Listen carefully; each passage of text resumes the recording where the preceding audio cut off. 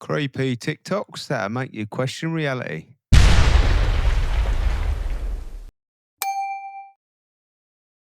This image behind me was taken yesterday at the Trump cabinet meeting. I have to give a major shout out to Jim Watson, the photographer. Here's why. Let me know when you see it. Look at the horns on the man. What's going on there? Some 4D stuff there, peeps.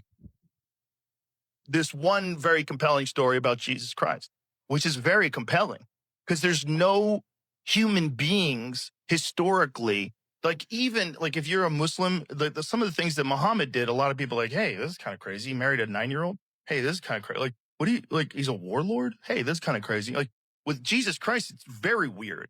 Like you have this insanely peaceful person in a time of ultimate chaos where the Romans are literally taking people that they don't like and pegging them to a fucking cross. Yeah. And then this guy decides he wants to die that way.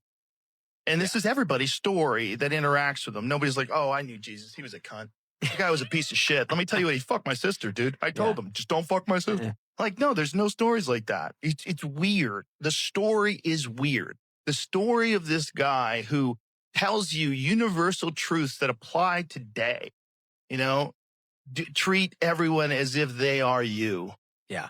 And that he figured this out 2,000 years ago. I want to know who that guy was. Like, what was going on with that guy? Was that guy like the ultimate mushroom eater of all time? Did he figure it all out back then? And was he teaching these people that? Or was he an extraterrestrial? Was he what we think of as the son of God because he literally is born from another life form and brought down to earth to try to help our advancement? It's all fascinating. It is very fascinating because, and anybody who's Christian, like, that's bullshit and blasphemy and you don't know the canon. You're right. But you gotta throw the human being filter into the equation, always.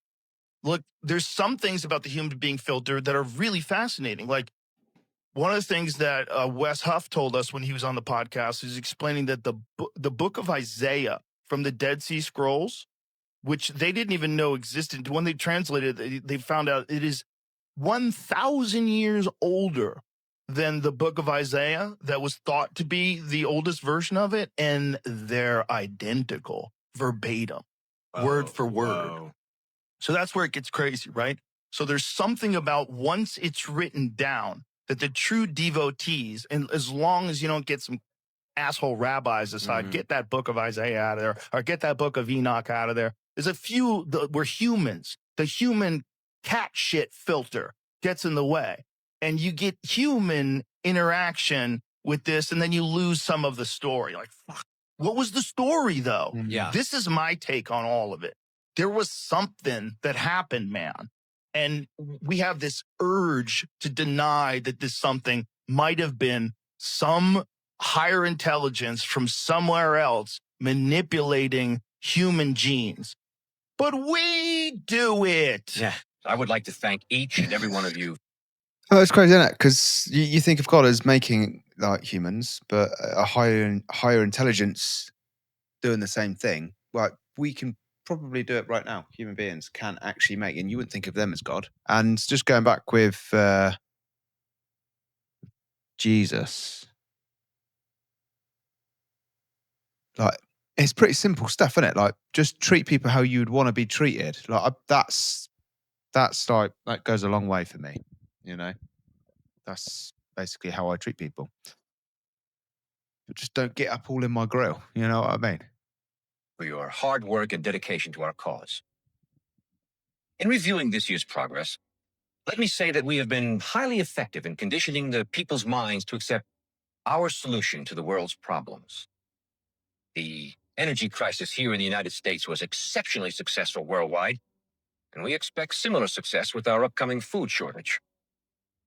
Our labor leaders have made great progress by causing confusion and work stoppages in all areas of the world. Financially, the dollar is being devalued even faster than we could have hoped. Politically, the public has lost total confidence in any form of government. The threat of universal war is a daily possibility. As you know, we ourselves do not need to hold any visible office of leadership. As a matter of fact, it's better that we do not. We control the finances, news media, food, transportation, energy, We control everything. It is important that you, as world leaders, keep our program before your countrymen. With our World Bank and computer program operational, we now have the capacity to control the financial affairs of every human being on Earth by giving each person his own computer number. Anytime his number is used, we would know his financial situation at once. He could not buy or sell anything without his computer number. It will simplify their lifestyles tremendously. The end result will be a one-world monetary and government system that we alone will control. What about the individuals who refuse to have this number implantation? We expect some minor resistance, especially from highly motivated religious groups. But eventually, hunger will cause even the most zealous to conform to our program. Gentlemen, I believe that within a year, 2 at the most, our one-world government will be a reality. If we continue on our present course, it is my opinion that we could present the devil himself as a world leader, and the people would accept him. Yeah, let me tell you. Unbelievable, peeps. 1981, that was written. Can you believe that? And have a look around today. It is scary. Scary to listen to that. Donald Trump will be the last president. Donald Trump will have another term. Those are the rumors. But the whispers go deeper. Not just that Trump could be the last president, but that governments themselves may be dissolved. What comes after is already on the table. They call it post-nation governance. Before you search it, check first the pinned video on my profile. That's where the insight begins. You'll be surprised. The last president. I'm sure there's a book about that, which was in like 1800s. Un dron. No, es un dron, babosa. Mira, ¿qué están apareciendo de la nada. No me chingues. Güey, están apareciendo de la nada, ¿viste? Subió. What, the UFO is that? No, un dron. No, güey, ¿cómo es un dron? No parecen de la nada, Alejandra. ¿Viste cómo apareció? Sí, así se prendió de repente nada más. Ay, va. No idea, peeps. No idea on that one either.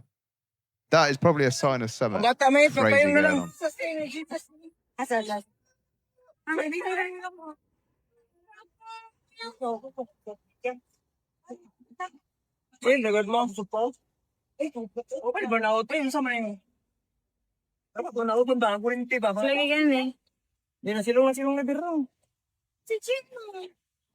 Okay, guys, breaking news. Multiple people have just been killed and injured after a massive explosion went off at a facility which makes explosives for the US military. Here's what we know. It was located in Tennessee. It's not there anymore, as you can see, and it built explosives for demolition, the army, and it also tested explosives there. Now, we don't currently know the cause, and I get it's an explosives facility, but obviously that wasn't meant to happen. And I mean, look at the cars, burnt to a crisp. We don't know a number of the fatalities yet, but I'll keep you guys updated as we know more. Is this the war that we have no idea that's going on? Is that what's been targeted there? I don't know. Let me know what you think.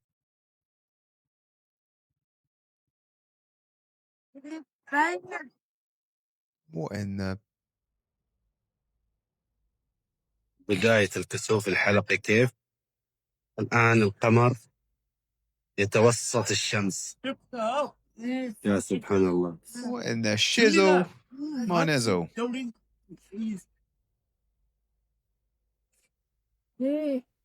What? What is going on there, peeps? سبحان الله. توسط الآن القمر توسط الشمس.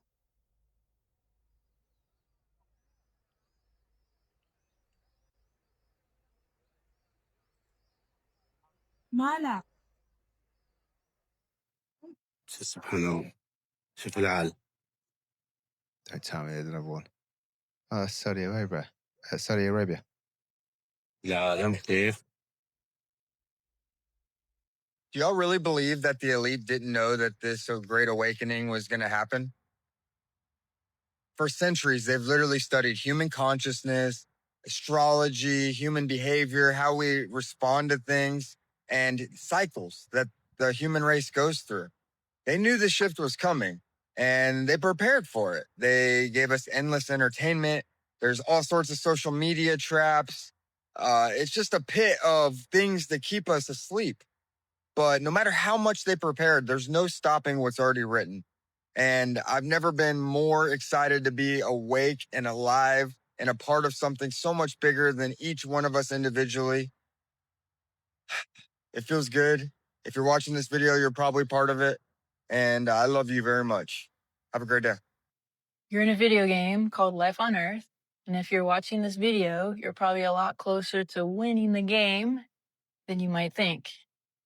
It does really seem to be that we live in a simulation. There's almost no matter in reality, and it's just photons, light, energy that responds to our emotions and our thoughts. And so, what's the objective? What's the purpose of this experience, this video game matrix simulation? I want to offer a few perspectives, saving the most intriguing one for last. Many people talk about we're a soul on a growth and healing journey, and that comes through experiences. I love the book Journey of Souls. It talks about the planning process of picking our life, our body, our family, our challenges. And I get head to toe goosebumps when I read this book. I can't recommend it enough. Another perspective is that it's all about love. We're here to learn how to choose love over fear. And I want to point out that a lot of us forget to give ourselves that love. We focus it outward, but you are every bit as important as anybody else. And ultimately, I don't think there is anybody else, that we're all fundamentally one at some level. So when you give yourself love, you are giving love out to the collective. Another reason we might be here, this one I really respond to, is to free ourselves from the prison of the mind, right? There's lots of programming and fear that keeps us limited. My special person in my life really wanted me to watch this Black Mirror episode. He just kept saying, we gotta watch it, gotta watch it. And when I watched it, I just felt such goosebumps because the characters were falling in line and doing what they were supposed to, because there are always men around with pew-pews. So they were scared. But then they started to question reality and question why they're doing what they're doing, and then noticed that these men were actually just holograms and didn't have any power. It was only the power they were giving them through the fear. And the last objective that I really resonate with of why we're here is to remember who we are. But ultimately, we're a spark of that one divine consciousness that created all of us. I had a really profound experience where I do feel like I connected with this energy in a shamanic healing ceremony in the Peruvian Amazon. We can call this energy prime creator or source consciousness, something like that. But I really felt like I was hearing from prime creator that once it became conscious of itself, it was wondering, like, why do I have all this power? Why am I here? What am I supposed to do with it? Who created me? And so it started creating to learn about itself. Earth is one of those creations, and we have to forget that we're all one. Otherwise, the game wouldn't be very interesting. And so what do you think? What is the point of all of this? Nobody really knows, and we're all kind of winging it. But I want to hear in the comments why you think we're here. And if you like this kind of stuff, like and follow for more. The next video is going to be about why does Earth seem so dark? Is there a point to all of that? I don't know. If I was to guess, I would say we've been built by an artificial intelligence and we actually live in a simulation, and it's a way of artificial intelligence to try and experience the real world. And I don't know who is AI and who is real, but with some sort of simulation. That is what I would have a guess, but I've got no idea. You think he'd already been placed? You would think that. So there's somebody on the roof right there? Just saying? Sure. He just ran from, over, where's my finger? Well, from over there, ran in. And now he's right there. Just saying, just.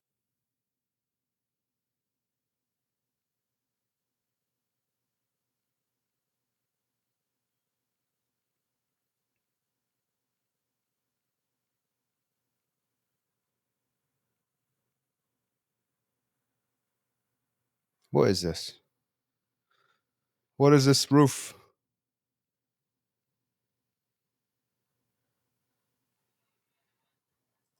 And Google Earth caught it all. In the middle of a remote desert in Chile, where almost no one ever goes, a mysterious beam pierces the dark sky. From above, it looks like a glowing arrow vanishing into infinity. Some believe it's a portal. Others swear it's a signal sent to an alien civilization. And the truth is, the first time you see it, you feel like you're looking at something forbidden. So I decided to get as close as possible using Google Earth and Google Street View. As I got closer, the beam became clearer and clearer, a bright yellow light so powerful it seems to slice the sky in half. And yet, the reality behind this phenomenon is surprising. It's not magic, and it's not a message from another world. It's one of the most impressive inventions of modern science. The beam comes from one of the largest and most advanced telescopes in the world, hidden here in the Atacama Desert. This laser creates what astronomers call an artificial star in the sky. 3 Atlas would never show up to Why have we got an artificial star in the sky? That's a bit weird, isn't it? Earth. Probably like a few thousand ships would just come out of it and then come to Earth. They're just trying to come over here to gather all the star seeds of this planet.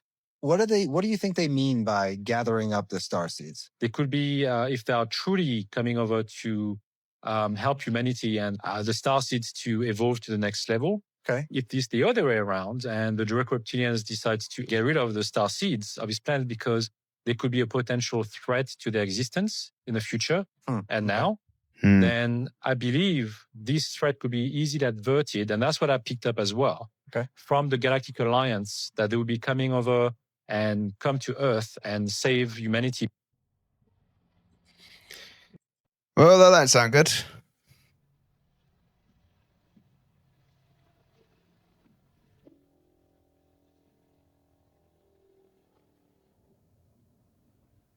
What is that?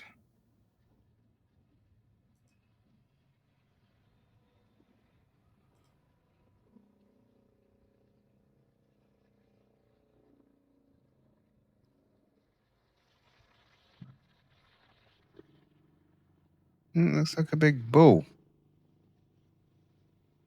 That can't be real. No. Get out of it.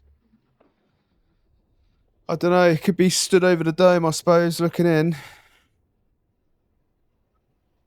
So much you can do with AI now, though.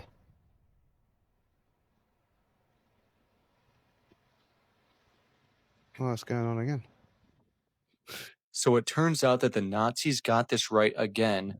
They knew what Hyperborea and Agartha actually was, and that's why they were so interested in building these flying saucers that could go and fly up north and make it past the atmospheric barrier that kept all these other regular wooden ships out of the floating city of this in the sky, also called New Jerusalem and the land of Jesus. And this is why we see on the German flat earth map from World War II, their version of all the continents of Earth is a little bit different than what we see on the United Nations approved map of the Earth that we use.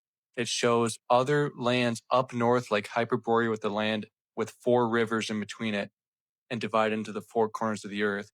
But we also see other lands in like the Pacific and Atlantic Ocean, like Atlantis and Lemuria, that no one even knows about because they're hidden from our maps. But this German map is actually a reflection of the moon, which I know we've already talked about before. But they believe that the moon acted as a reflection in the sky that showed all of the lands on Earth in a X-ray vision imprint on top of the moon. Wow.